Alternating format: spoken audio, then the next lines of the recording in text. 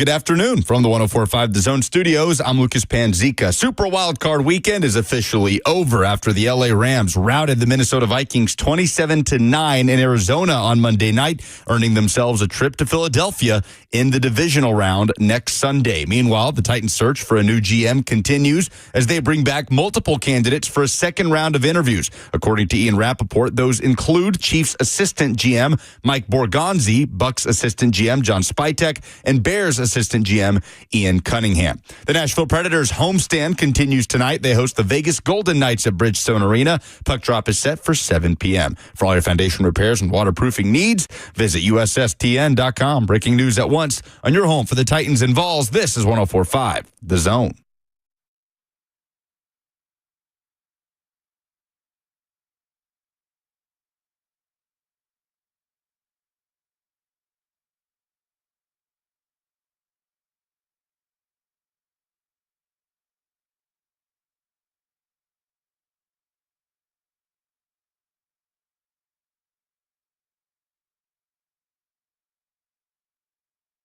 Cover 2 with Blaine Bishop and Zach Lyons here on 104.5 The Zone, powered by All Four Seasons Garage Door, 615-737-1045. The GM search is well underway. We're in the second round of interviews, 2 today, 2 tomorrow, and 2...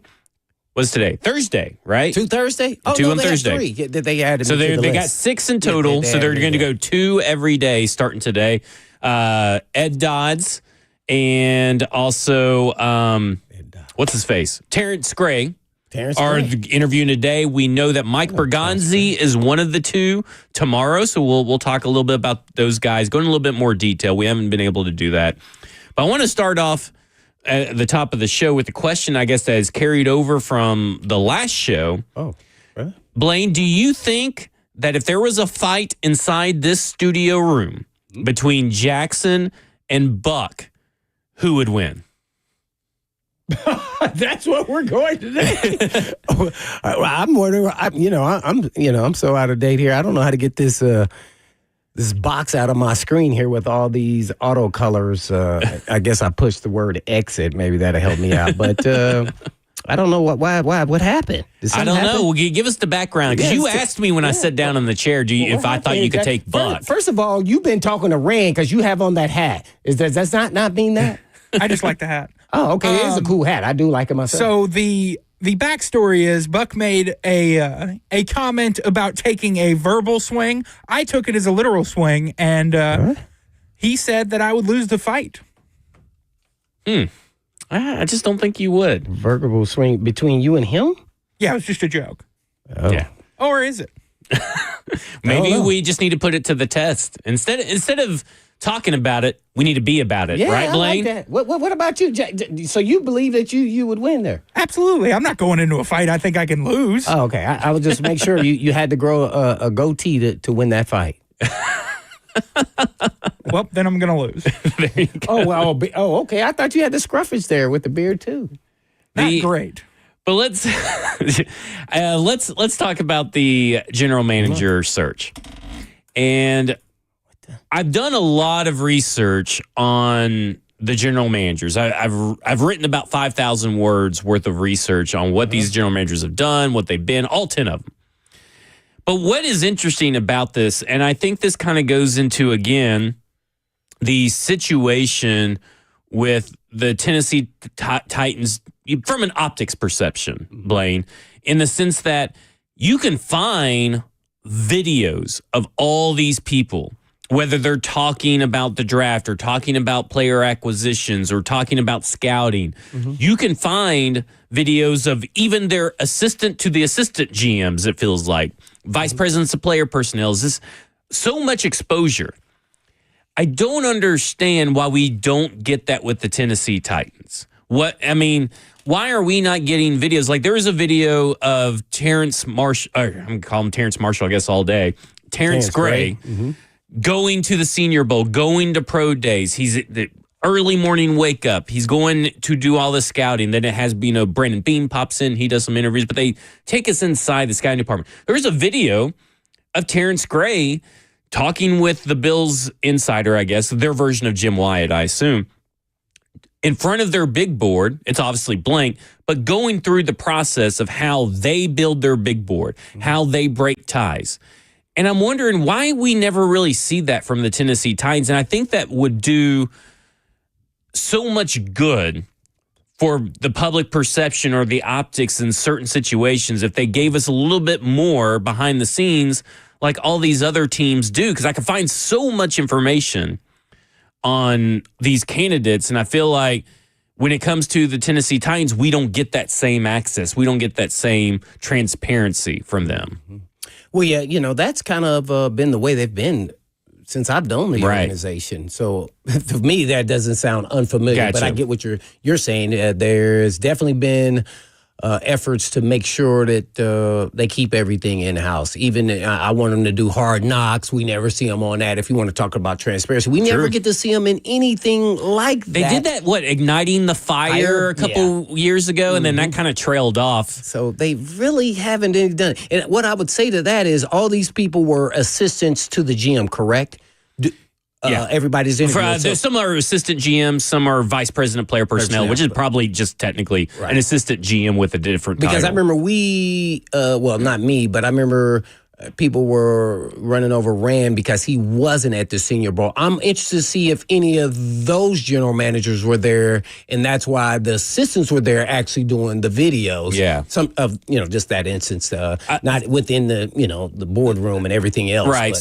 So when that whole thing went down last year, I was at the Senior Bowl last year. Yeah. And so I made sure, I'm looking around to see, okay, whose general managers are here? And I'm like, man, I don't really see a lot. See? And then there's someone that is actually behind the scenes at the Senior Bowl or something, and there's like 18 are there. And they don't, not all 18, also not all of them stay for the entire week. Not all of them stay for because there's other things a general manager has to do. So my big thing last year, I didn't care that Rand Carthon didn't go to Senior Bowl. I didn't either, because you can watch so much film, you can get everything. Right. Now, there is something different with one-on-one in person, but you can get that at the combine or anywhere else. But he also, part of the general manager's job is to oversee the staff. That was one of his new responsibilities, and guess what he was doing? Overseeing the staff with Brian Callahan, going through all the Rolodex, if you will, going through all these interviews, figuring out. That week they hired, I believe, at least Ty Tolbert and Denard Wilson that week, if I'm not mistaken, that same week.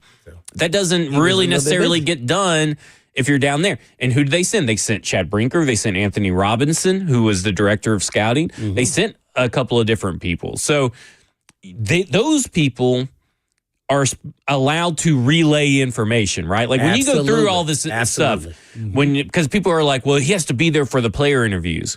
Oh, no, not really. I mean, you got Zoom people in there. Yeah, with Zoom, and you got people there. You really don't have to do that. It's why you hire these people to do their job, because, the scouts that you see in here, like you see Terrence Gray go out on the road, you see John Spidey, you see these guys go out on the road, right? But they also don't go to everything, right? That's why you have regional scouts. That's why you have area scouts.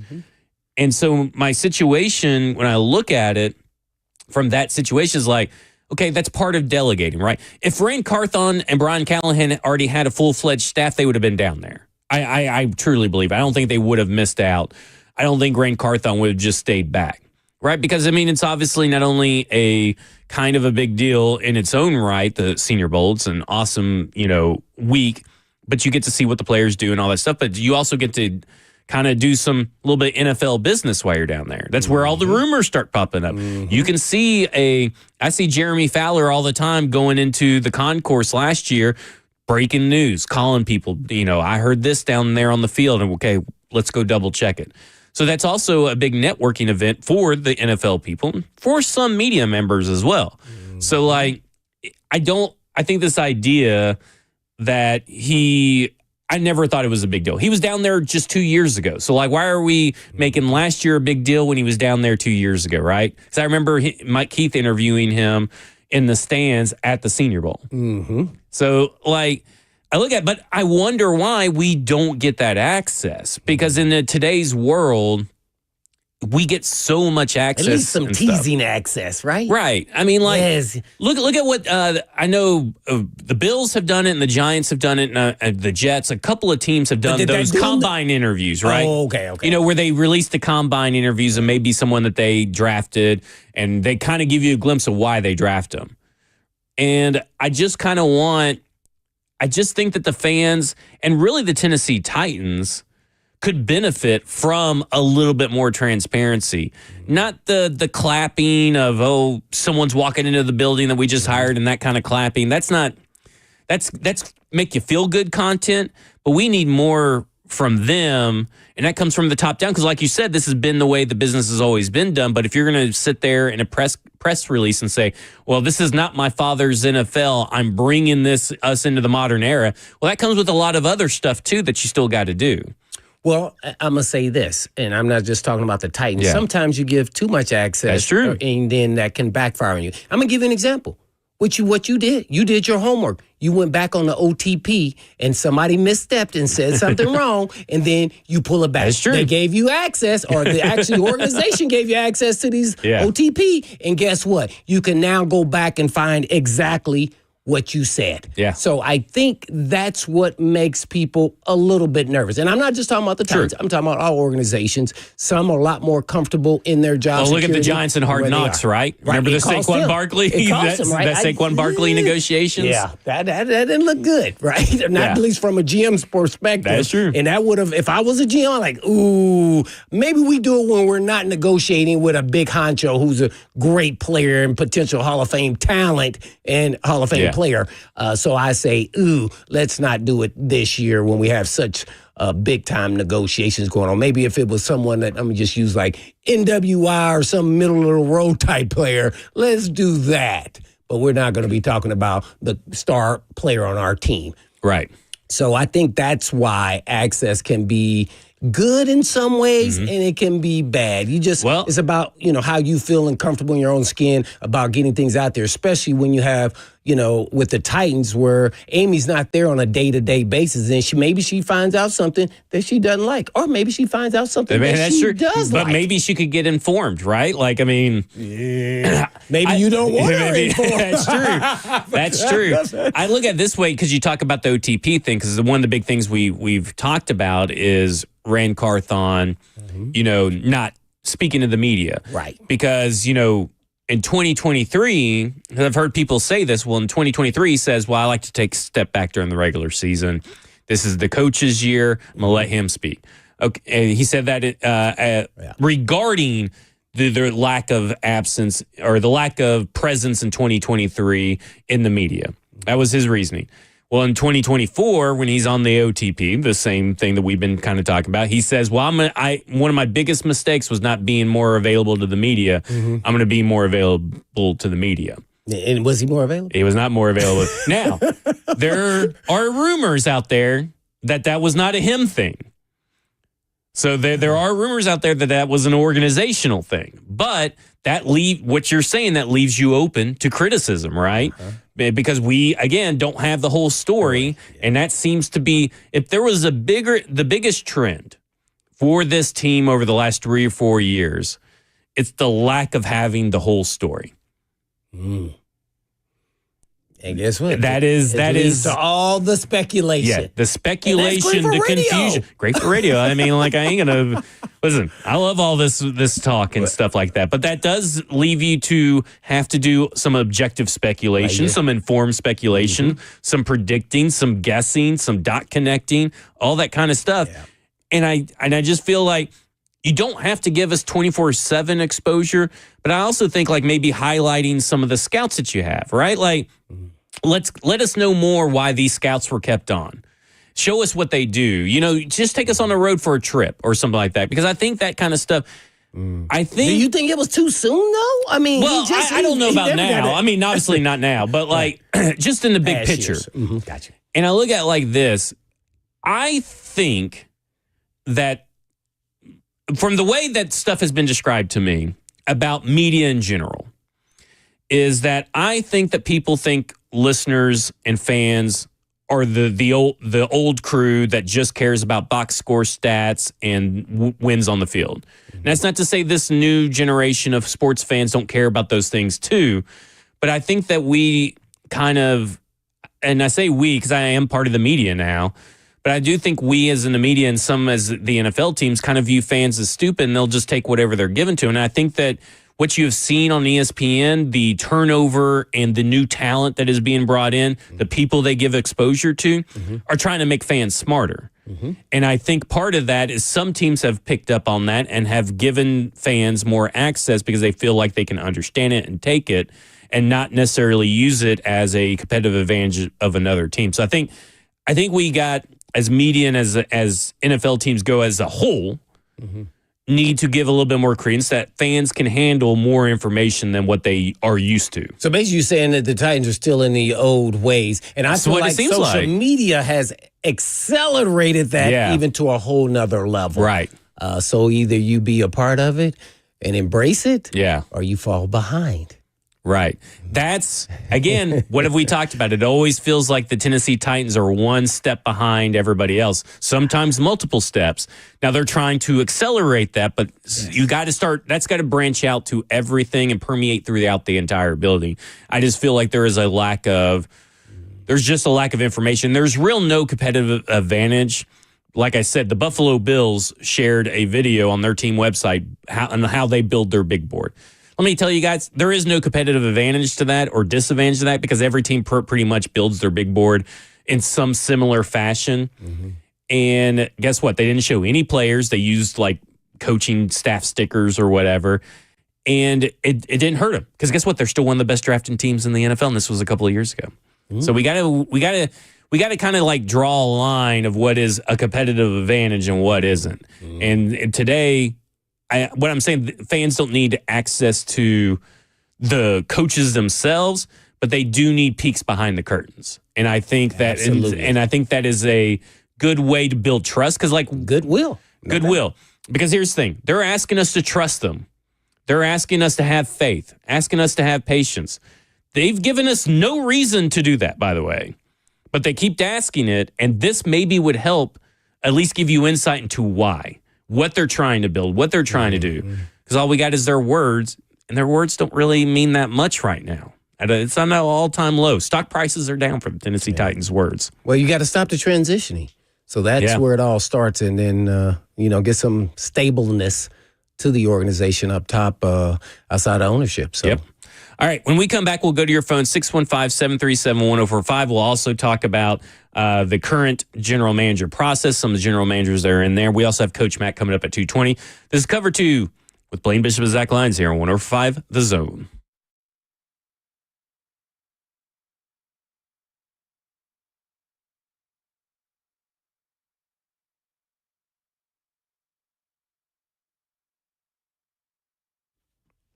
It's a new year and time to start on your wellness goals. So if you have a nagging pain or injury that has been keeping you from fully enjoying your favorite sports and activities like golf, tennis, whatever it is, now is the time to finally take care of it. Edge Peptide and Hormone Therapy has multiple regenerative treatment options for treating, healing, and recovering from your injuries or pain. And Edge has everything from PRP treatments to stem cell therapy. And Edge focuses on your body's natural ability to heal, and the ultimate goal is to always avoid surgery if possible. So reduce joint pain and inflammation, promote tissue repair, and even improve mobility and function. The new year should be about healing, and Edge is here to make sure that happens. All you have to do is call Edge for a comprehensive consultant to create the perfect treatment plan for you at some of the most aggressive pricings you'll find in the area. That means the state. So spend this month restoring so you thrive the rest of the year. Just call them today at 615-724-1878. That's 724-1878 or online at edgepeptide.com.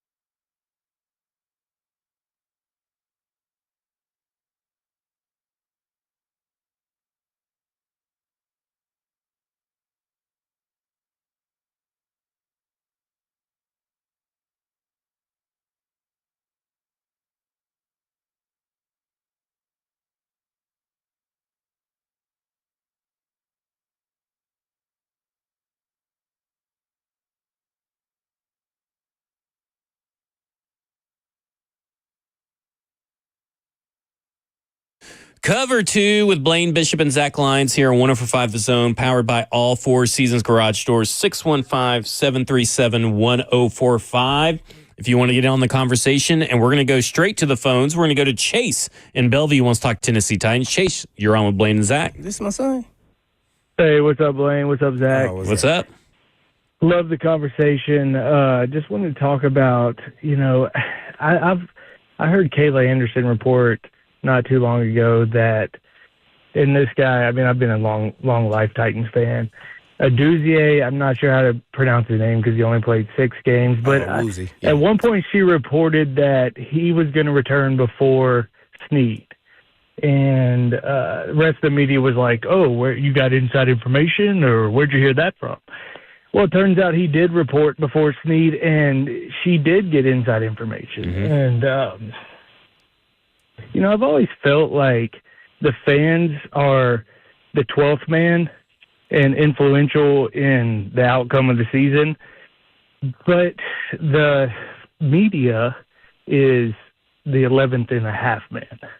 Like, they have more influence to me than the fans because they serve as a liaison between the fans and the organization, but we never hear the media reporting any breaking news. Like, Kowarski said that, Paul Carsey made a story that Rand was lazy, and everybody's like, what's this? But, like, the media, I feel like our media, it's not their fault, but they don't have any more information than I do as a fan. And it's just kind of like, that's how we've always lived. And I remember being at the Joe Nedney game, the last home playoff win that the Titans have had. The Giants have won 2 Super Bowls since then.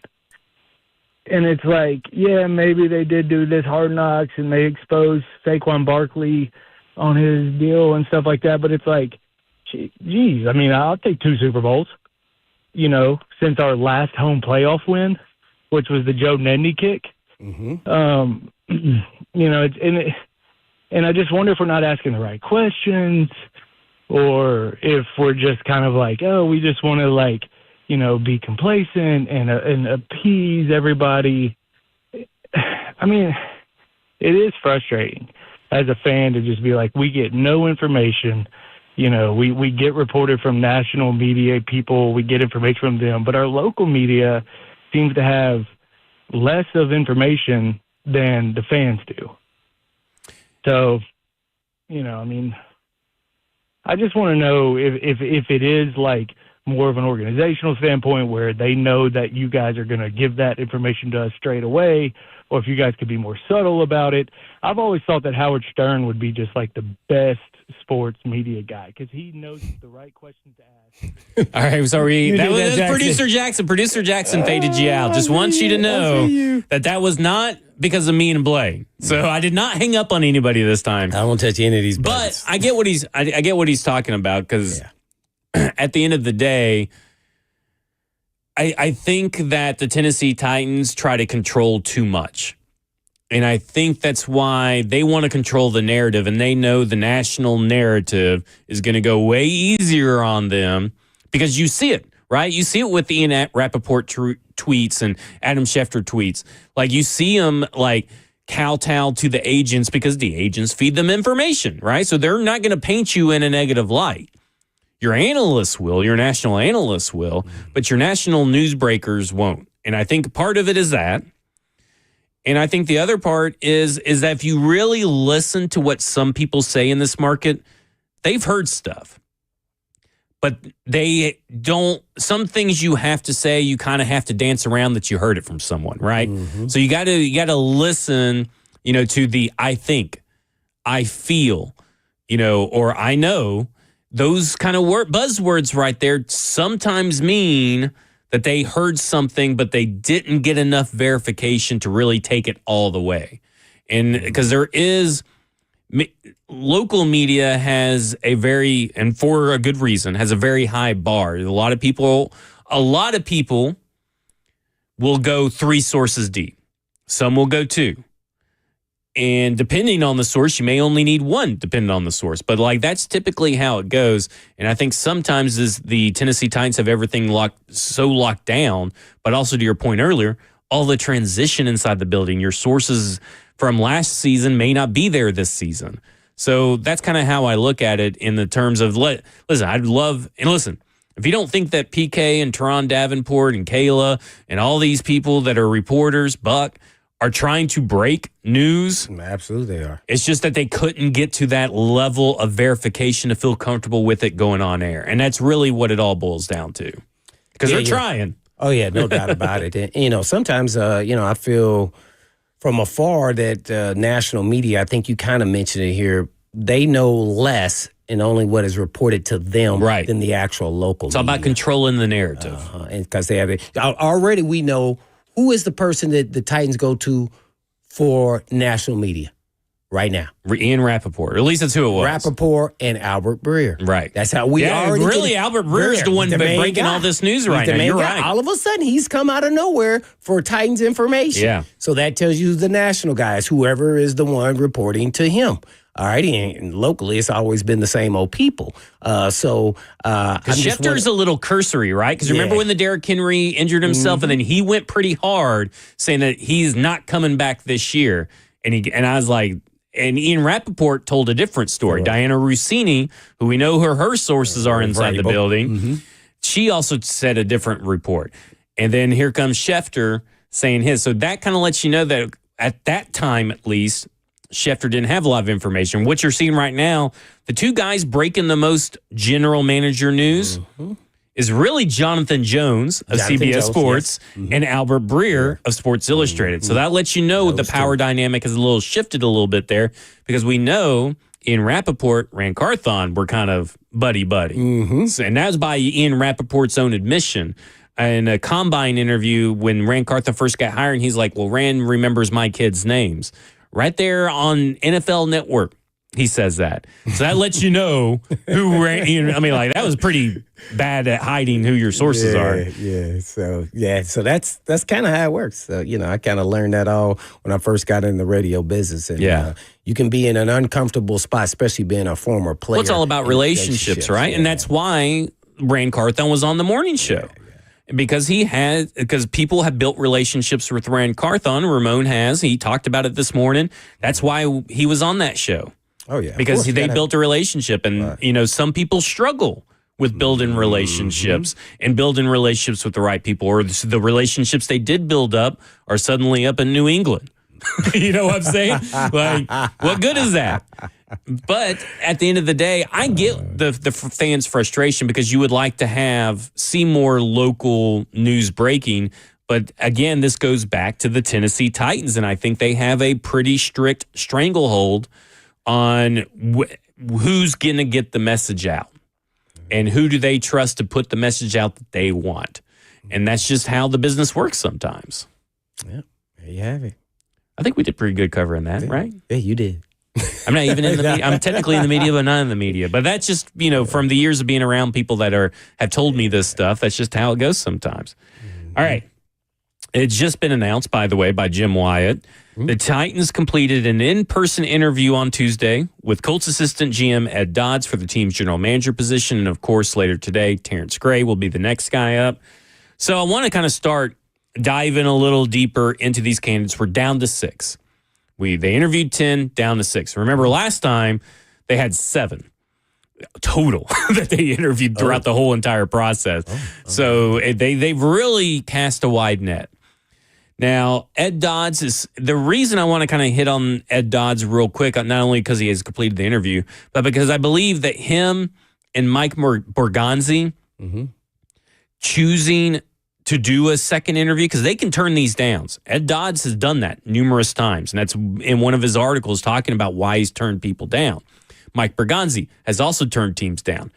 I do think that leads credence to that this is a serious process. This is a serious process with a desirable job, and there's no BS going on in that room. Real quick, why did Dodd turn down some interviews? So I know, off the cuff. So Dodd's basically what he said is, I know if it's not a fit. I know if it's not a fit for me. Oh, is that also saying I know I'm not going to get the job? No. maybe, but he was specifically talking about the Panthers job. He goes, I know from, just talking to people, being in the room within 10 minutes, whether this is going to be a fit for me. Because he was super selective going from Seattle to the Colts. He almost didn't take that job. So he's super selected. Now, Mike Bergonzi's similar situation. He's got it good in Kansas City. Why do I need to jump at an opportunity right now? I'm assistant GM. Why do I need to be selective about my opportunity? Mm-hmm. Adam Peters was the same way, right? Mm-hmm. Adam Peters turned down the Tennessee Titans at the same time they were interviewing Rand Carthon, and he didn't take a job that cycle. We've seen Ben Johnson do it. So these guys are becoming a little bit more selective because they know it's a marriage, right? And they know that divorce rate's pretty high in the NFL. So they're being super selective. So I do think that says a lot about this particular hiring process. Now, how do these guys feel after round 2 is going to be interesting, because here's the thing. Here's the kicker. They liked everything that Chad Brinker said, maybe to a lesser extent. Someone else is in the room, maybe Bryce Wasserman, the chief of staff, or maybe Burke Nihill. But the owner and the head coach were not in these rooms in the virtual interviews. They weren't on those virtual interviews. So now, do these candidates vibe with ownership? That's now the next question you have, because they vibe with Chad Brinker, obviously, and vibe with the vision that he laid out, everything that he asked, he said. But do they vibe with the head coach? Do they vibe with the owner? And that's the next step here, because there are people that even get to this stage, maybe get job offers and say, I don't really vibe now. I'm going to wait. It happens. So it'll be interesting to see now in this next step, does Ed Dodds feel the same way? Is it going to come out that he turned down maybe even a third interview or a job offer? Mike Bergonzi, the same thing. Maybe he chooses to go to the New York Jets instead of over here because he doesn't vibe with the head coach and the ownership. Because now more people are talking and more people are saying things. Is everybody truly aligned? That's the big question going into this. Yeah, when I hear that, it's a little disappointing. And I want to get your perspective. And even the caller, should head coach Callahan be part of even the first interviews?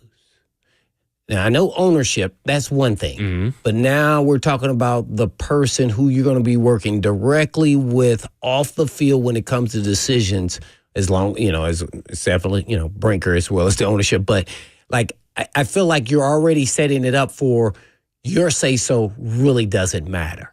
And I don't know if that's going too far, but to me, what if it was a candidate that he liked that they didn't even bring back for a second interview? That had his kind of vibe and that would work for him in his favor, that they connected more. And we all know all of us are different people, so that can actually really happen.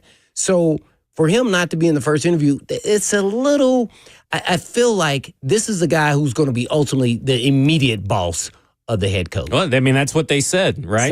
So here's the thing. Remember, Mike Vrabel wasn't in the first round of GM interviews. Right. And we saw how that all went down. And I felt and that was super weird. Especially because of Mike Vrabel, you just chose Mike Vrabel over your previous GM, and you were riding high and singing his praises, and you don't have him involved in the first round of interviews. Now, we'll say this.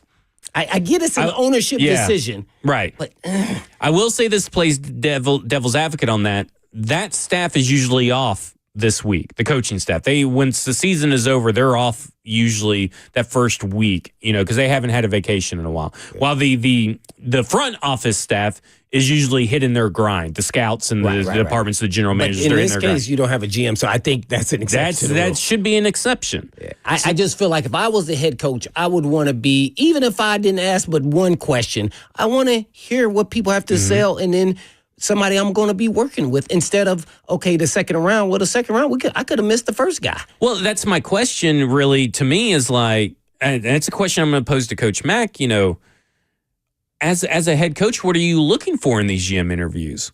What's your perspective? Not just the NFL, not just for the Tennessee Titans situation, but any prior NFL team as a head coach, when you're interviewing a GM, what are you looking for?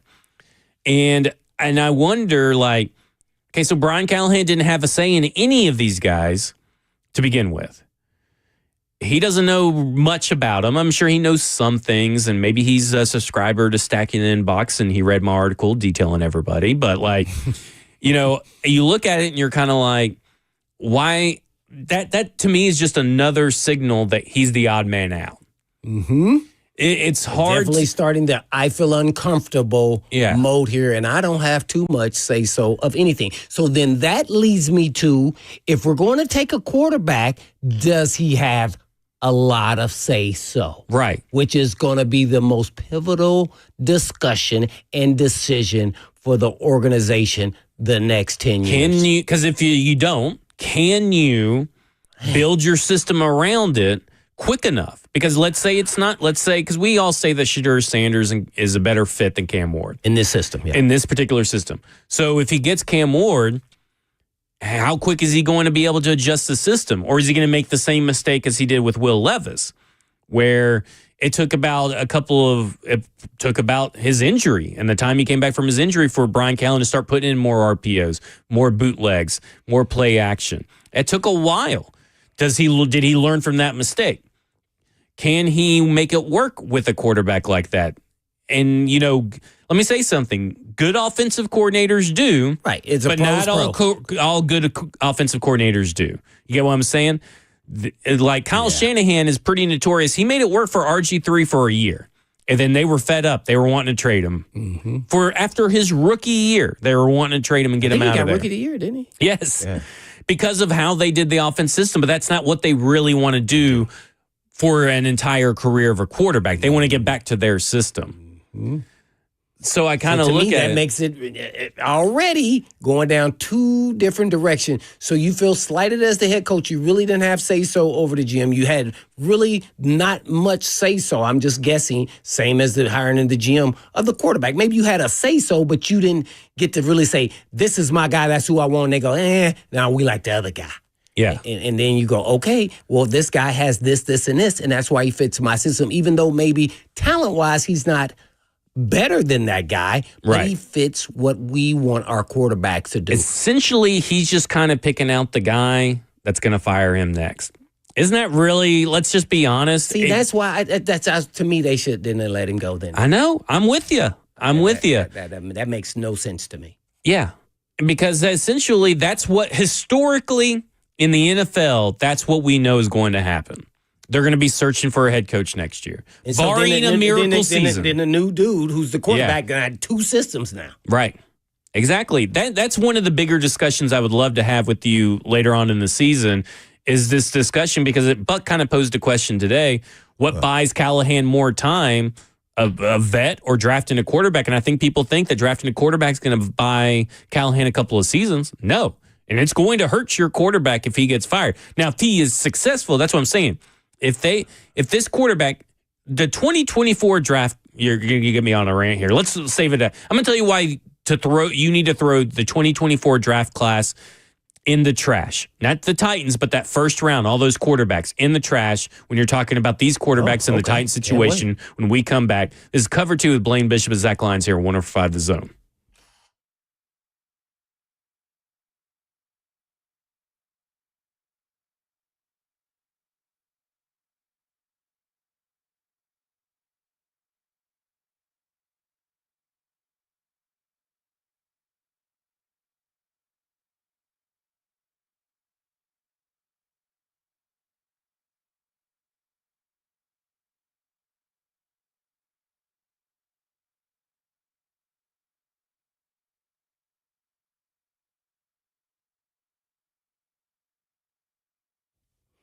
Did you know Eurofix has a very different business philosophy? They staff all their locations with more staff than the average auto repair shop, just so they can be ready for when an emergency pops up out of nowhere. Ever notice how hard it is to get a right now appointment for a vehicle repair? Well, some dealers may take 2 weeks out just to get a freaking appointment, but not Eurofix. Eurofix has been offering quality repairs that beat the dealer without the dealer pricing since 1999. Plus a 3-year nationwide warranty and the staff to fix your car right now. So if you're tired of waiting forever to get your car into the shop, then call Eurofix. Owner Aaron Stokes says we will never be too busy for our customers. We're here to take their pain away, and we mean right now. And Eurofix also repairs all European cars. And Eurofix says yes to speedy repair when others can't or won't. Family owned for 26 years. And all you have to do is just give them a call at 844-EUROFIX. That's right, 844-EUROFIX, or you can visit them online at myEurofix.com. That's myEurofix.com. But always tell them Blaine said you.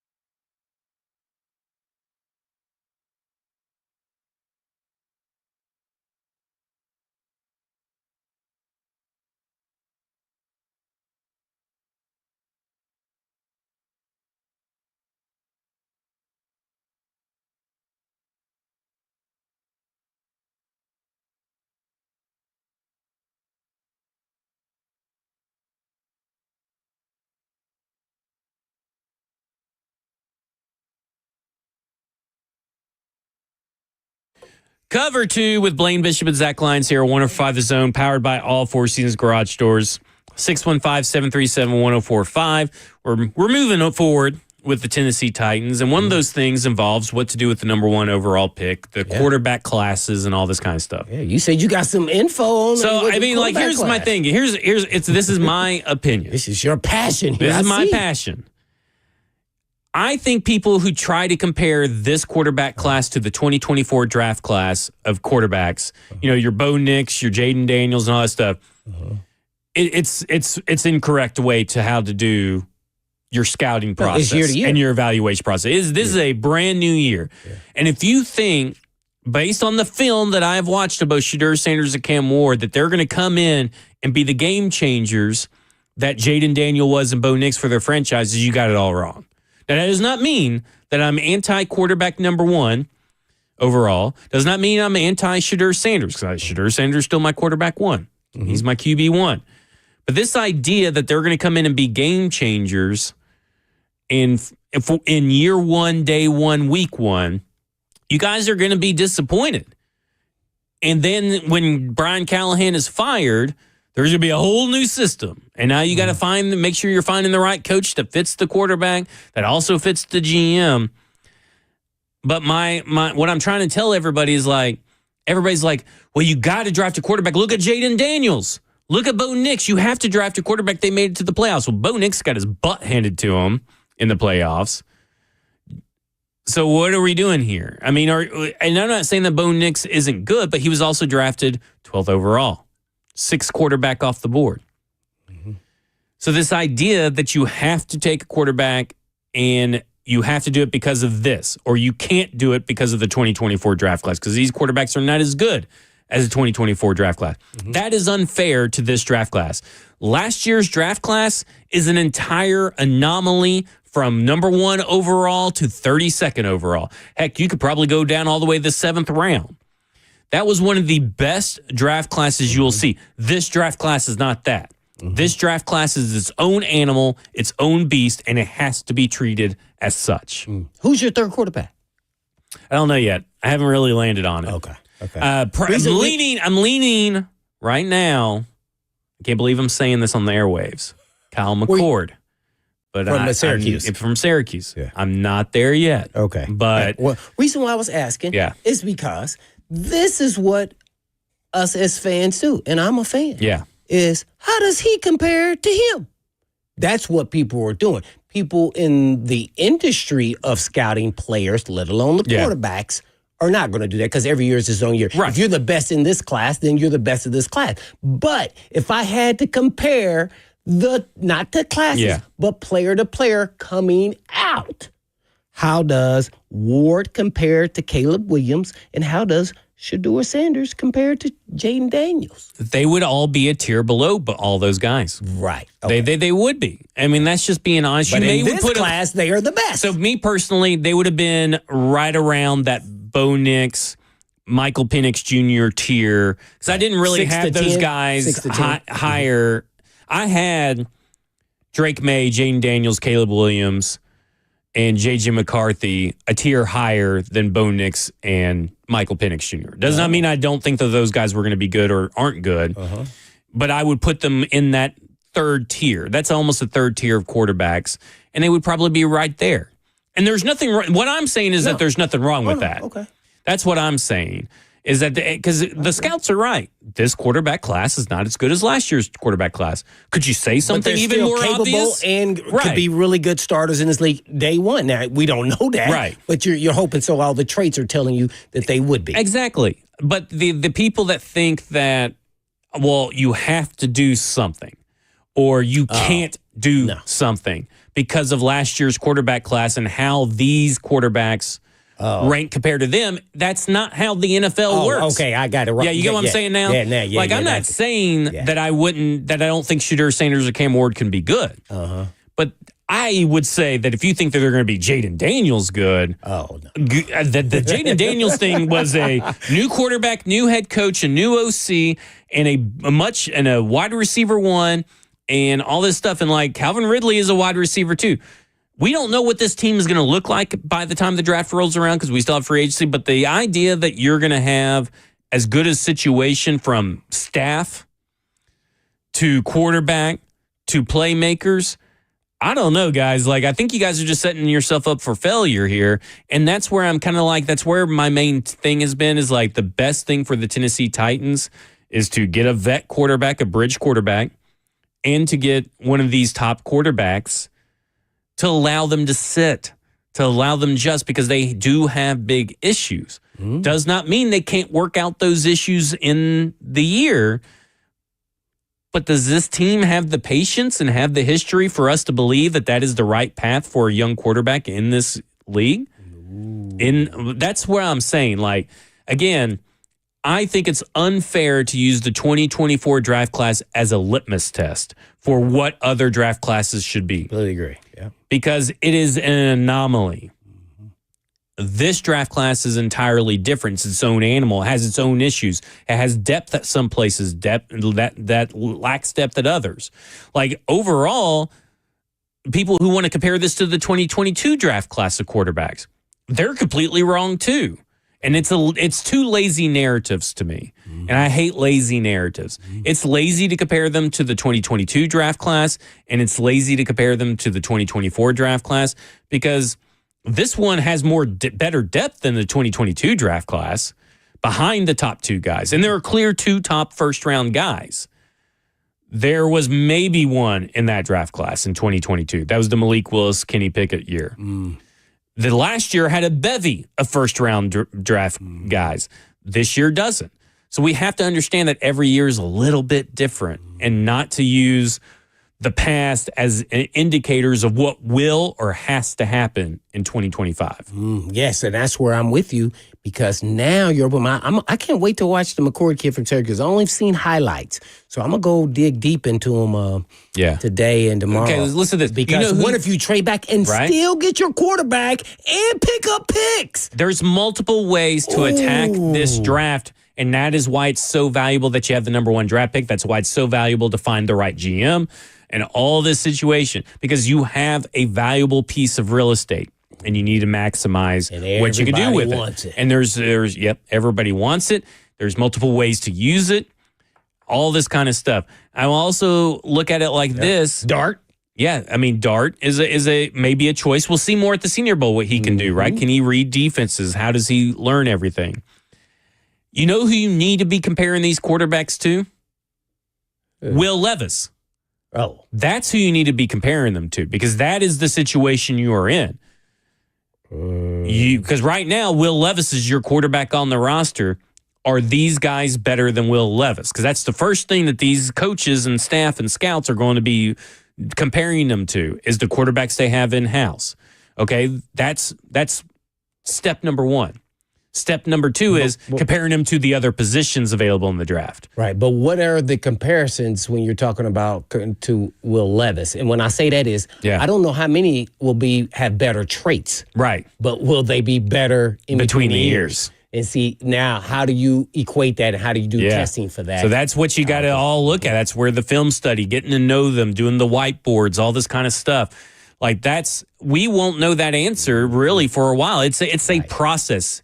This is not an instant thing. It's not like, oh, well, we sent a scout out to Colorado. He comes back. Here's his folder. Here's his grade. Take him at his word. Then we're going on to the next prospect. Yeah. There are discussions. There's film watches. There's all this stuff that goes on behind the scenes. This is when they work. They don't take off days right now. Their off days were probably in the regular season. Well, really, probably not because of college season. Their off days are probably after the draft. Oh, well. You know what I'm saying? Ray was going to do it during the draft. He said that on the interview, didn't he? We're not talking about Randy. Don't get me in trouble. Did he say that? He did say that. He said he would have been on on vacation this week, I believe is what he said. Really? This is the most important week. What are you talking about? So I'm just saying. So that's my little rant. Football and Other Efforts this Thursday. We're going to dive into it with Stoney Keeley as well. So I just want to put a little preview of that because me and Stoney have strong thoughts on this draft class and the comparisons and the lazy narratives. This is Cover 2 with Blaine Bishop and Zach Lyons here on 104.5 The Zone.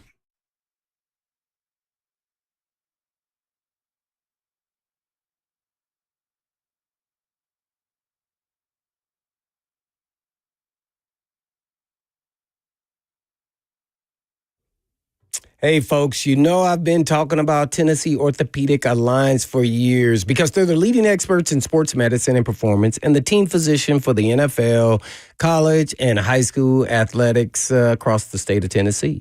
And TOA provides sports medicine coverage to more high school and college sports teams than any orthopedic group in the state of Tennessee. They have 29 locations throughout the state and over 100 physicians throughout Middle and East Tennessee to take care of all your musculoskeletal needs. And TOA has 11 urgent care locations with walk-in availability 7 days a week.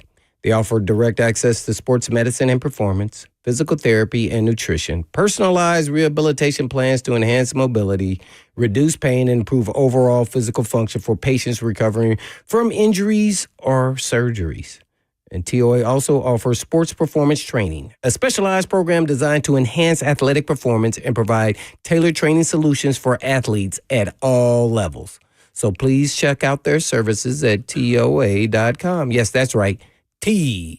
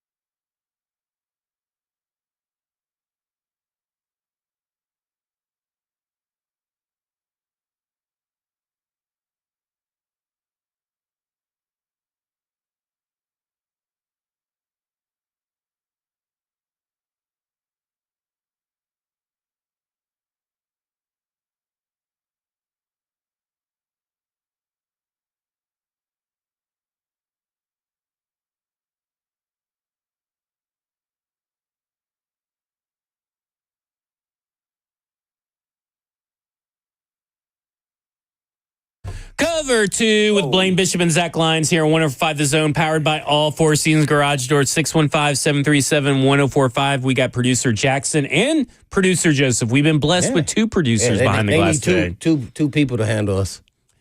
But, someone yesterday, That's I what don't know if they Banana caught said. this. So yesterday they both talked when we were talking about UT volunteers and all this stuff yesterday at the end of the show. Someone in the chat said they both sound the same. I thought that was very interesting. I don't think we sound alike at all. That's not what the chat says, and the chat's always right. Yeah, we all right. know the chat is right. The general manager position is Not at open all. for the Tennessee Titans. They are in the second round of interviews, in-person interviews today. Ed Dodds, who just was announced that he completed his in-person interview, and Terrence Gray will also interview. Tomorrow we know of two will interview, but we only know one's name, and that's Mike Berganzi. And then we'll know that two interview on Thursday. So let's talk about Ed Dodds real quick and try and maybe get to Terrence Gray before we get to Coach Mack. Job duties, just so we're updating everybody. Here are the job duties for the quote-unquote general manager position. Implements the free agency and draft strategies, oversees the coaching staff, oversees the personnel staff, and integrates coaching into the scouting process. So that is the main job duties that have been reported to us. Job primary qualifications is what Chad Brinker says he's looking for. Career as a scout, top flight, top level evaluator, major hand in setting a draft board, preferably from a consistent winning organization, fingerprints all over the roster. So that's what we're looking for is certain moves. Because you always hear these rumors in these articles, even before they're GM candidates. Well, there's a story of this person did this. Like there was a story of Ian Cunningham where he had to stop Ryan Poles from trading up for Roma Dunze. He said, no, just be patient. Roma Dunze will fall to us. So Ian Cunningham is interviewing for the general manager job. So those things, are kind of out there. So you kind of hear, that they fingerprints all over the roster and all this kind of stuff. So that takes us to Ed Dodds, who is the first person to do his in-person interview. He's been a scout since 2003. He got to start with the Raiders as a scouting intern there, so he learned a lot from Al Davis. He even talks about it. Then he became a pro scout in 2007 for the Seahawks, went all the way up the ladder there as senior personnel executive in 2016. And then in 2017, he followed Chris Ballard, who him and Chris Ballard actually have known each other for a long time. They, I believe, either high school or college. They went to the same high school or either the same college, maybe same hometown. But they've known each other for a while. Now, when he went and interviewed for the Colts and for this job of vice president of player personnel, Schneider said, we want to match whatever they offer you, or at least give us a chance to offer. So Schneider wanted to keep him bad because he knew how good he was. He ended up taking the job with the Colts because these two words came up in his mind, and it's something that Pete Carroll has said over and over, always compete. And he said, I couldn't be looking in the mirror if I didn't take this job because I wouldn't be competing. So that's the kind of man that Ed Dodds is. He's a competitor. Always compete. So I thought that was a real interesting, just real quick. So he pretty much checks off the entire checklist, the scout, the top level evaluator, fingerprints all over the roster. Just real quick, let's take a pause right there. What do you think about what I just said about Ed Dodds and the initial impressions? Well, for me, it's just more so my personality is, and I'm going to say this about all the candidates, which are all qualified. It's really hard to know until you're actually sitting in the chair with them and actually working with them. All of them going to have great resumes. It's hard to say how much better one is than the other. All of them, earn their right to be in this chair. So we shall see. I'm all about the action. So I'm going to let the people who make those decisions of hiring, hopefully they make the right hire, and then off to the races for the Titans and, and drafting some elite level players and getting them here. So, because I can look at a resume all day long. I sit down with my wife and she goes over and hires and fires people all the time. And man, I tell you what, some people have great resumes and they became the quickest to get fired. Yeah. So, I don't know. Look, watch this. Did Rand just get fired? Did he have a heck of a resume? He had a pretty good resume. Yeah. See, so at the end of the day, What happens when you get in the chair, like you said? right, it's tough. It's a little different. I think Rand can even admit to that it was a little bit more, than he expected there. So we shall see. Hopefully, man, they make this right decision. And then, man, we just take off and you get your quarterback, whether it's a veteran guy, draft guy, and then we go. Because guess what? I want revisionist history. I want the Titans to be going to the Super Bowl and win it when we go into a new stadium. Man, are we so far from that right now? So let's get this ball rolling. Hey, make your decision, do all your due diligence, and let's rock and roll. And I will say, I don't think the Colts' biggest issue has been the draft, to be honest with you. They have a lot of homegrown talent. What their issue has been is quarterback coaching, ownership, and free agent spending. Oh, crap. That's exactly the Tennessee Titans' main issues. Stop that. They were switching quarterback, not just this year, but even in previous years, the last 2 or 3 years. Yeah. But guess what? Their product, they still were somewhat in the hunt. Right. Every time where we fell they've fallen short, but you can only go so far with the quarterbacks that you got, and their quarterbacks have been an issue. They have over 40 players they drafted or signed as undrafted free agents initially on their depth chart as of today. Yeah, they've done a solid job. The fans there, being from Indy, is more so they want to be in the hunt for the Super Bowl, and they have not even made the playoffs. So they are pissed off about that, and then let alone Richardson keeps getting hurt. And so they're ready to move on without him, the fans. And listen, he wasn't really sold. They talked about it on the Indy Star. He wasn't really sold on Anthony Richardson based on his tape. So that's very important because what actually ended up happening, and this may be seen as a slight towards Ed Dodds, but he got in front of him and talked to him on the phone, talked to him in interviews, and he's like, okay, we can work with him. And we could try and fix him. And we can do this. Because he questioned the tape constantly. He's like, you guys are crazy. He even says, you guys are crazy to think that this guy's only attempted 60 passes and this guy's only played this many games. You guys are crazy. He even asked Anthony Richardson point blank. So he told Ballard that. Yep. Listen, he asked Anthony Richardson point blank. Right there. He asked, why do you have a tendency to miss wide open throws with plenty of time in the pocket, then suddenly fire a pinpoint laser in the middle of dodging pass rushers? And here's how Anthony Richardson responded. It's because I've got all these people in my ear talking about mechanics. They're like gurus for everything nowadays. I think that just shows and Dodd says, I think that just shows he is accurate. He just needs to stop thinking about all this other stuff that all these guys harp on all the time. Now, he said... Is he talking about coaches or trainers? Yeah, that's what it's... I mean, it sounds like maybe all of them. Oh. But, he's saying that, Anthony Richardson's got the talent. Mm-hmm. And he's saying that, hey, he's in his head.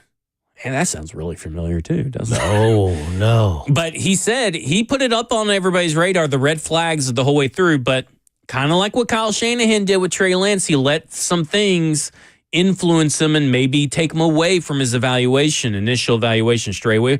Does not mean that Anthony Richardson would have been drafted anyway, regardless if he would have stood pat on the table and said, you cannot draft Anthony Richardson because he doesn't have final say. Well, I'm going to say this, not to defend the Colts by any means. Right. But are you pressured to now take the best available quarterback because you actually need a quarterback?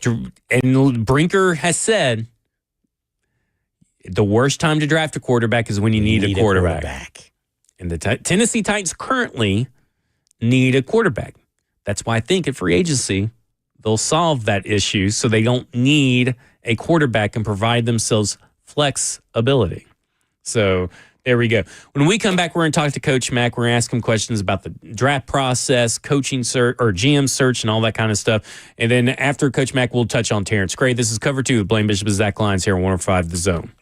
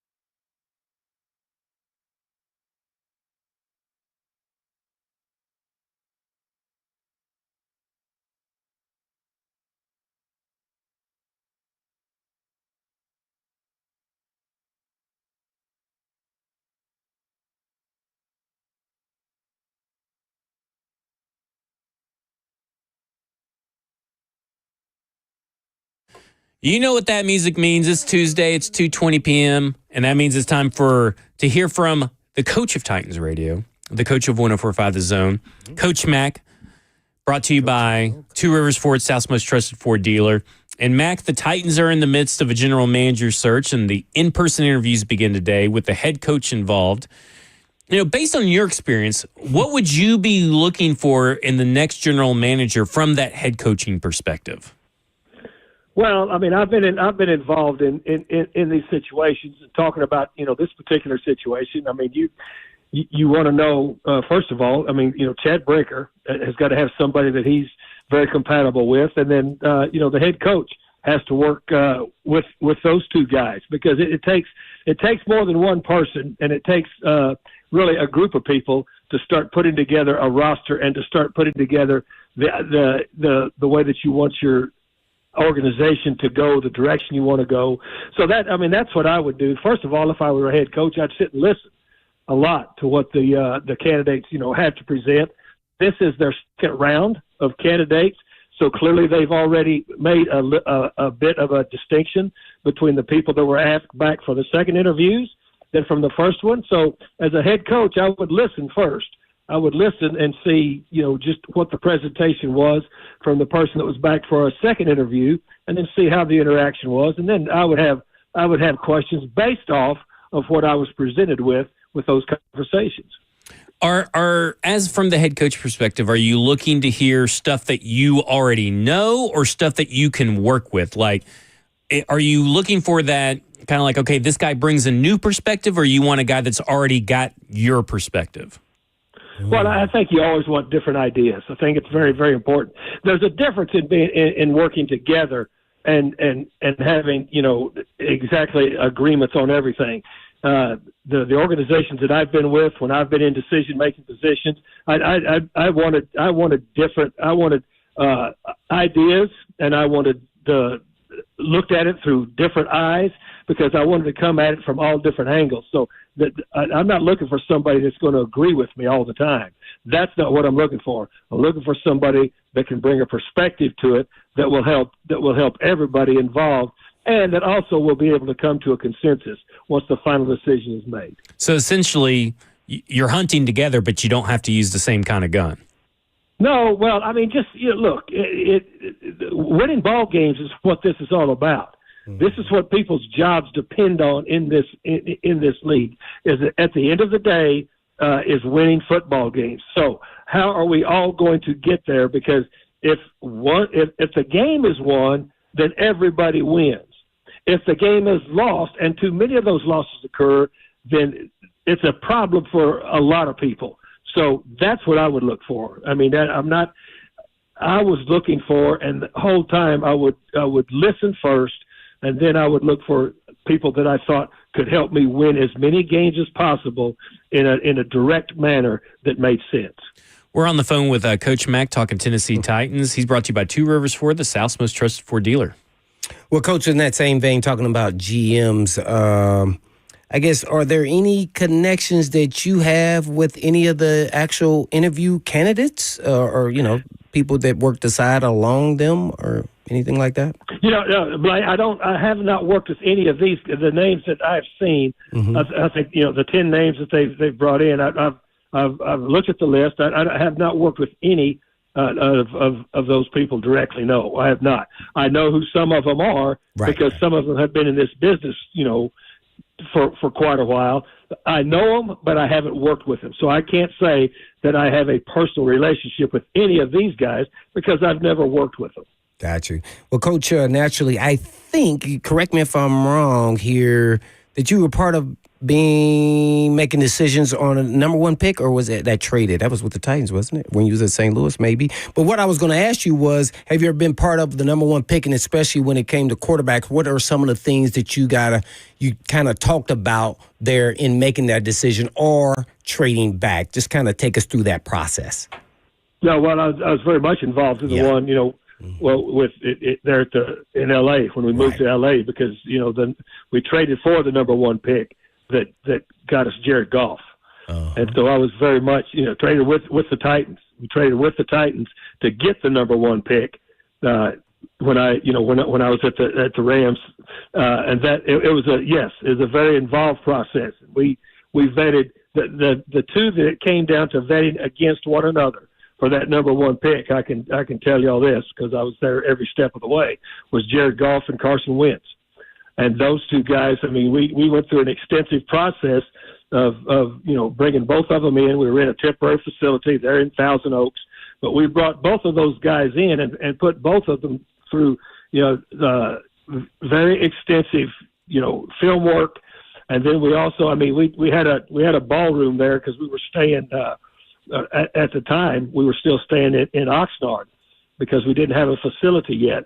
So we cleared a ballroom at that Marriott there in Oxnard and would put both of them through, various looks on defense. Give them, we'd give them a morning tutorial on some of the offenses, and then let some of the day pass, and then come back in and say, okay, here's the play call, and then we'd walk through, here's the looks, first read, second read, third read. Very, very involved process. And really, the decision came down to the fact that they were both good athletes. We thought that they would both be starting quarterbacks in this league, but Jared Goff was a more pure thrower. Mm-hmm. He was the more pure passer. He was the more pure thrower. Carson Wentz was probably the most gifted athlete, mm-hmm. but the pure thrower, the pure passer was Jared Goff, and that's why we went with Jared Goff. Mm. Now, what was your quarterback situation at the time? I can't recall because I wonder went into the thought process. Did you have to draft a quarterback, or did y'all ever consider trading back? I know you traded, but even once you got the pick, you were moving up to get the quarterback. But was there any thought process of we have a lot of holes, and what was part of that consideration before you made your decision? Well, when Jeff Fisher took the job, he took the job because Sam Bradford was the quarterback at the Rams. Right.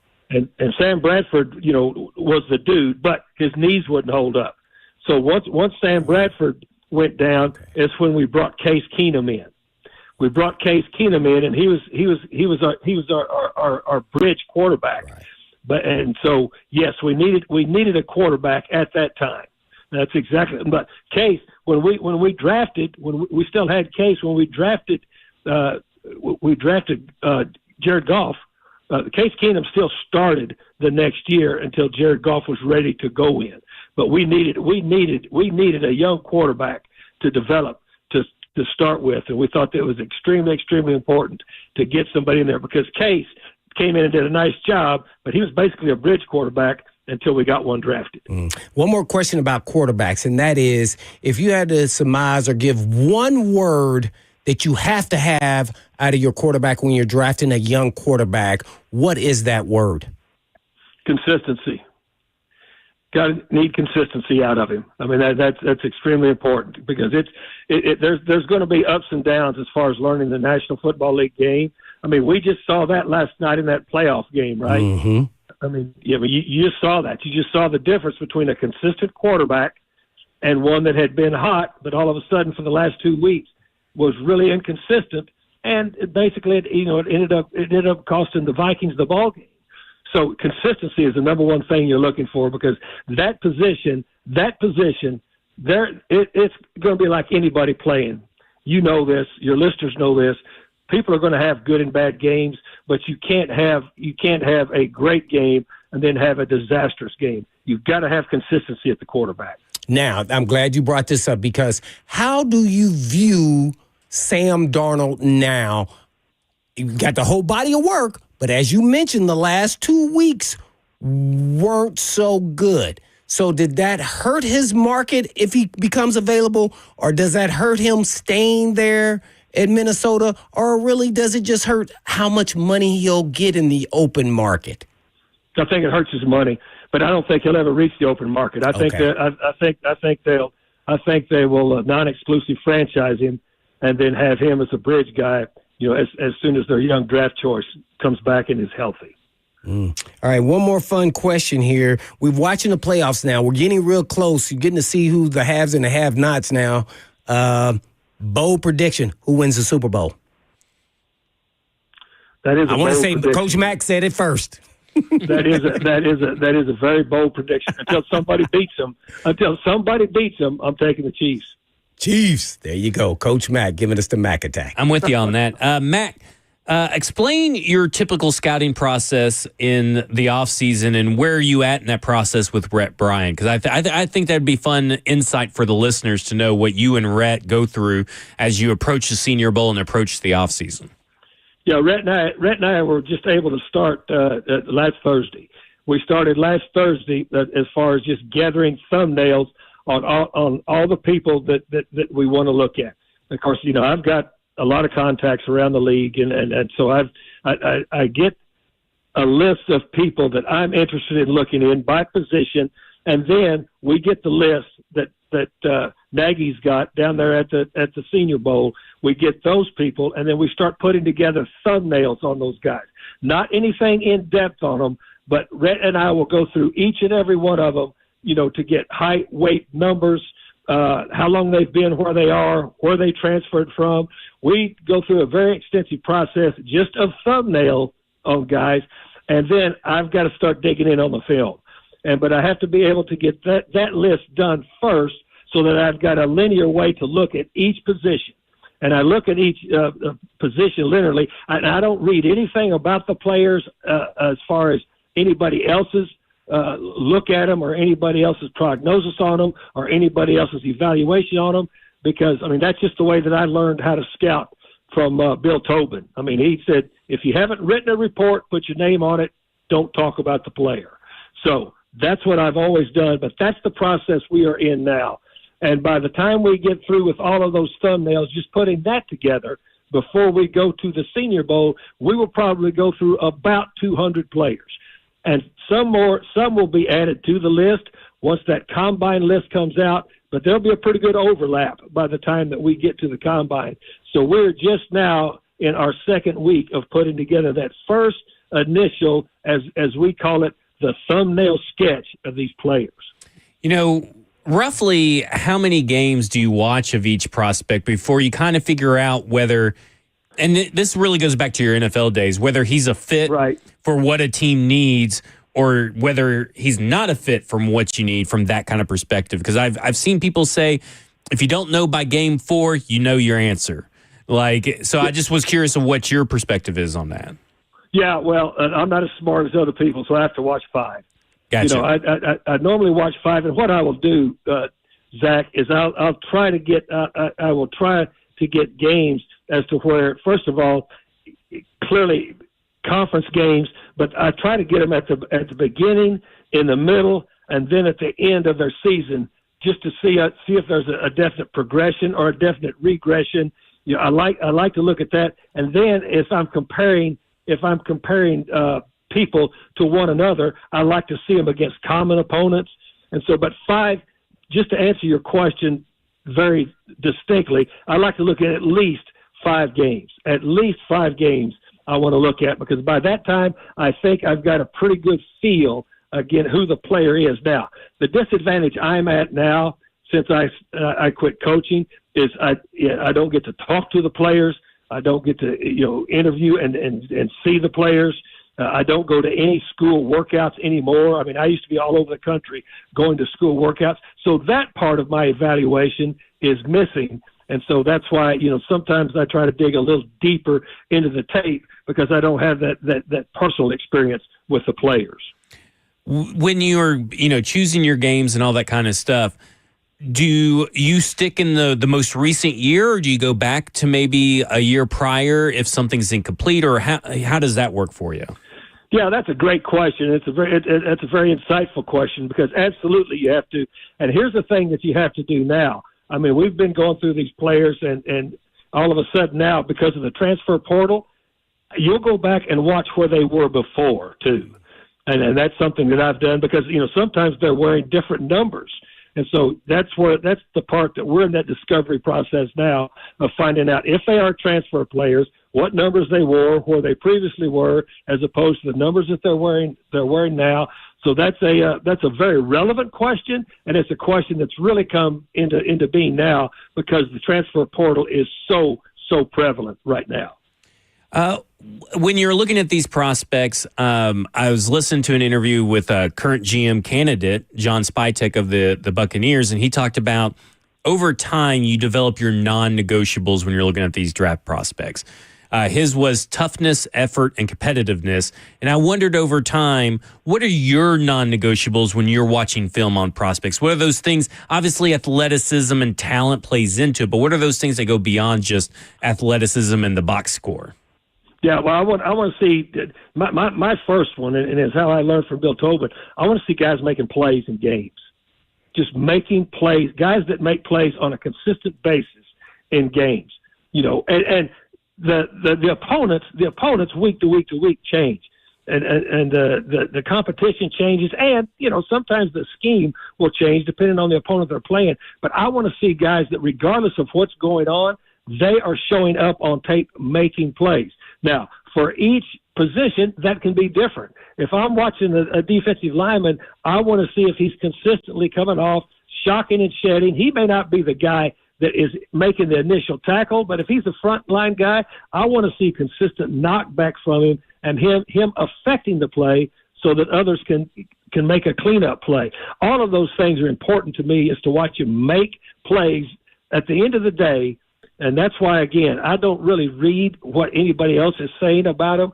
And the numbers mean something to me. But if I'm watching tape and a dude is playing fast, and I see his time is a 4.55 or a 4.6, but not a 4.4, I don't take that player, out of my vision, because you know what? He may run that in the 40, but he's making plays all over the field. That to me is a game changer. Guys that make consistent plays in the game. A guy that's in the playoffs right now that was at the Senior Bowl last year that I thought made a huge impression was Braden Fisk. And you talk about, that. Yeah. Talk about, a guy that was shocking people and all that kind of stuff to allow other people to make plays. I thought he was doing a tremendous job down there. Just talk about what you were looking for when you're down at the Senior Bowl, because I always look for those intangibles, like how are they being coached up by this new, a new staff, and how quick are they on the uptick of correcting mistakes when they're pointed out, and how they even handle them. Talk about some of the things that you notice down there about these prospects that aren't just the 1v1s. Yeah, and it's different now because you don't have full staffs coaching these things anymore. Now what they've done, which I like, they've taken coaches, from different staffs and blended them together down there, but they are getting NFL coaching. So it's not a complete staff. So it's you may have a guy that is being able, that was, is not the lead defensive line coach at a place, but he'll have the primary defensive line down there. So you not only get to watch the players learn, you get to watch the coaches also, which I very much enjoy that. But I'm glad you brought up Braden Fisk, because he's a guy that jumped out on the tape. Mm-hmm. It was a transfer player, jumped out on the tape. And so when you met him, he was one of those guys. And again, it just brought back to my mind when I was sitting at a table interviewing him with Rhett Bryan and with Ramon Foster. We sat and interviewed him, and my mind just flashed back to when we were evaluating Aaron Donald. Because Aaron Donald, regardless of what he did at Pitt, when he came out, the word was, well, he's too short. It doesn't have the length, this and that. Well, that was Braden Fisk, but it didn't matter. That's to my point. He's making plays all over the field, and then so coincidentally, the Rams draft him, and he's did the same thing for them his rookie year up there. So that's what I look for, is guys, and also guys that are consistent. You've been down there, you've been and you've watched them. You can see some guys that once they kind of get, after that first day on the field, they kind of work into it, and all of a sudden they start to stand out. And then there's some of those guys that start to fade as the week goes on the field. You're also looking for that. And again, it goes back to the point that I'm talking about. Consistency is what you're looking for down there. Well, really appreciate it. Great insight. Blaine's got one more question. Yeah, one more question. You're talking about Fisk, and I loved him on tape too, but I also love Sweat. Kind of take us through the difference between their two styles and how they play. Which one? Sweat and Fisk. Well, Sweat. Yeah, I love Sweat down there too. But look, Fisk was a guy that was a constant motion guy. Yeah, his motor, man. Yeah, exactly, constant. And again, the Aaron Donald is the guy that go to because I experienced her. I was on the staff that drafted Aaron Donald. We vetted and drafted Aaron Donald too. So that's what you saw. Now, Sweat is an anomaly. You got a guy 360 plus pounds that can move. Mm-hmm. You know, very seldom do you see guys that big. You played a lot of years that has as good a feet as he has, and plus he can run. Mm-hmm. I mean, he can run. I mean, that ball that he picked off the quarterback's chest and took off running with it, there was no rumbling, bumbling, stumbling. He was running. Okay, and so those guys that come along like that are very unusual. So they've got a completely different game. Sweat's game was a knockback, dominate, and then be able to just mash everything. Fisk was a constant movement guy, constant movement because he had to do that to make up for the shortcomings that he had as far as his size differential that he was giving up. And that group of offensive linemen that they were playing the Senior Bowl last year proved to be a pretty solid group the way the draft formed out from last year. That's right. Hey, great insight, Coach Mack. Looking forward to more insight like that every week. We really appreciate you hanging out with us. Guys, always a pleasure talking ball with you. See you guys. See ya. Coach. That is Coach Mack. Of course, Titans Radio, and then, of course, him and Rhett Bryan are going to be down at the Senior Bowl. Got a lot of information to get to over this course of this offseason. It's going to be awesome talking ball every week right here, 2:20 p.m. every Tuesday here on Cover 2 with Blaine Bishop and Zach Lyons on 105 The Zone.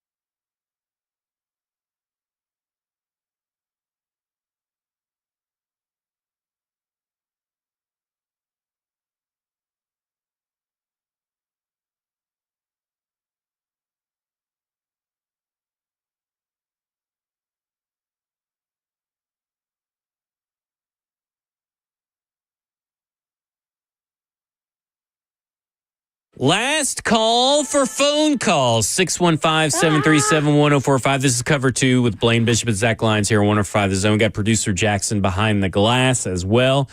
He's challenging Buck to a fight right here inside the studio. What? So just make sure that everybody knows. We'll keep you updated as that thing progresses. HR.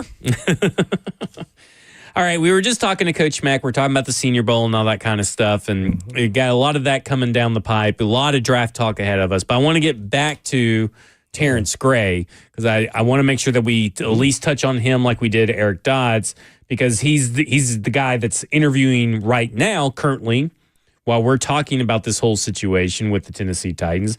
Director of Player Personnel with the Buffalo Bills. He's been in the league much like Dodds since 2003. Various player development and personnel roles with the Kansas City Chiefs. He was in the Minnesota Vikings scouting department from 2006 to 2016, so basically 11 years, 11 seasons. And he's been with the Buffalo Bills since Brandon Beane has become general manager and Sean McDermott got hired, director of college scouting, then assistant director of player personnel, and then now director of player personnel. He got that job in the 2023 season. And they've done a really good job. They've had, since he's been there as director of college scouting, so 2017, they've had 8 Pro Bowlers drafted. And they've gotten, and first off, let me just say this. The amount of people that I have seen, like Vita Vea, would you say that he's been an All-Pro or not an All-Pro? He's an All-Pro, right? Never been an All-Pro. Isn't that crazy to think that Vita Vea's never been All-Pro? A.J. Terrell, the cornerback out of the Falcons, one of the best cornerbacks in the league? Yeah. Never been. Pro Bowler, though. No. Never been in the Pro A.J. Bowl Terrell, or yeah. All-Pro. Oh. Think about that. Well, it's really hard to It's make crazy. All-Pro because it combines both, Right. AFC, NFC, so you can get nixed out, But isn't it kind of insane to think about that Vita Vea's never been an All-Pro? Probably just because he's not a sack number guy. Right. He's a disruptor, but not a sack guy. It's just crazy when you start going through and thinking, man, that guy never made the All-Pro. One of those for me was Josh Allen. Never been an All-Pro. It's just been Tre'Davious White and Matt Milano, which is just kind of crazy when you think about the Bills and that they've never drafted and they've only drafted 2 All-Pros. But an impressive stat. He's been director of college scouting for them since 2017. So since they've been there, 8 of their current 11 starters on defense drafted by the team since 2017. 8 of the current 11 starters on offense drafted by the Tennessee Titans, or drafted by the Buffalo Bills since 2017. That's pretty impressive when you get down to it. And he was the director of college scouting and been involved in the draft the whole way through. And he does have experience elsewhere. He has negotiated contracts. He has worked on the salary cap. He's even been involved in CBA negotiations when that thing came up. So he's been involved in a lot of it. And they've made him a front forward facing member of their staff for the media to be available. So this is a guy that it's just been, you kind of look at it and you're just like, dang, this dude has really been part of an impressive organization, been involved in building the draft board. He hits every mark that Tennessee Titans are looking for. He's a legit guy that deserves a shot at some point. He's been very selective because last year, when the Pats were doing their GM search for general manager, and they already knew they were going to hire Elliott Wolf, worst kept secret, similar to Mike Vrabel, he declined to do any kind of interviews because he said you could check your box elsewhere. When you list off all the Pro Bowlers or guys who weren't all pro or were all pro, how do you know who really gets the credit for the actual player that was selected? Is it based off of the person who's at the top who, ultimately had to say A-OK, but maybe did somewhat, research on the individual player, or who was all in on the research of the player and had to sell them to their boss, which it could be the GM or whoever's at the highest title? So that's why I get a little nervous when I see that. It just... That's the first thing that comes to my mind because I don't. It's like judging or grading GMs. How do you know what a successful GM is? Right. Like people would attach records. Well, he could have had a great draft class or two, and then the coach wasn't good and didn't put him in the right place. Or they had You look injuries. at Howie Roseman, right? Like Right. Howie Roseman has gone through several head coaches between Andy Reid and Nick Sirianni, but he's always been Howie Roseman. Mm-hmm. Yeah, so obviously he's the main guy. Yeah. But like now, if you're judging from a Titans perspective, how do we know that we're getting what we're really getting? Right. Like, how do you vet that in an interview? And I kind of look at it like this. If I were to just look at it like, okay, let's say I'm looking at his resume like I look at stats and try and draw conclusions. Right. He's been there since 2017, and it's 2024, so roughly, 7 or 8 seasons, I guess is how you kind of look at it. They've had really good draft classes, no doubt about it. They've been contenders, no doubt about it. But the difference is that he has been promoted throughout that time. So that at least means he's doing something right in their eyes. Now, whether he is responsible for everything is a little bit different. Right, true. Because, he is director of college scouting. That's what I'm getting at. So we know that, and we've seen video that he goes to the Pro Bowls no matter what, or not Pro Bowls, the Pro Days. Right. We know that he does the traveling, he does all this kind of stuff, but we don't know really where he stood on every prospect, right? There's always going to be prospects that a person got wrong, and there's always going to be ones that they got right that they didn't draft. Right. But I kind of look at it from a stats-wise. I would say, okay, since 2017, we know that 8 of their 11 starters are on offense and 8 of their 11 starters on defense have been drafted by the team since 2017. That's a good hit rate. He started off as director of college scouting, got promoted to assistant director of player personnel, and got promoted to director of player personnel. So upwards mobility in the same place, in the same area also of expertise, which is really personnel and scouting and all that kind of stuff, doesn't mean that he is responsible for everything they've done, but he is obviously involved, trusted, and depended on, is how I would kind of look at it. Well, but again, that doesn't really answer your question of what But he's that's really all you done. have to go on. That's what we have to go on. They have to take it a step further. Right. There's a hit or miss ratio here that the odds are that you're going to miss than hit. Yeah. Mostly just like when you're drafting a player. So it's really hard to decipher through who's really the because main we had guy. the same information on Rand Carthon, right? Like as well as Brian Callahan, as the well head as coach. John Robinson. Like right, see? Everything in the NFL revolves around a little bit of luck. Yes, and a lot of effort and work to be able to get all that, working together and jiving together. Yep. So it'll be interesting to see. They have a very good list of candidates. We'll talk more about Mike Bergonzi and whoever else they decided to put on the list of tomorrow's interviews. 3HL is up next. We didn't get around talking about this Dallas Cowboys, Deion Sanders trade back nonsense. We'll do that tomorrow. Oh, Dak Prescott. Yeah, Dak Prescott. Yeah, right. So many issues with that. But this is Cover 2 with Blaine Bishop and Zach Lyons. 3HL's up next. In the meantime. And in between time. Peace.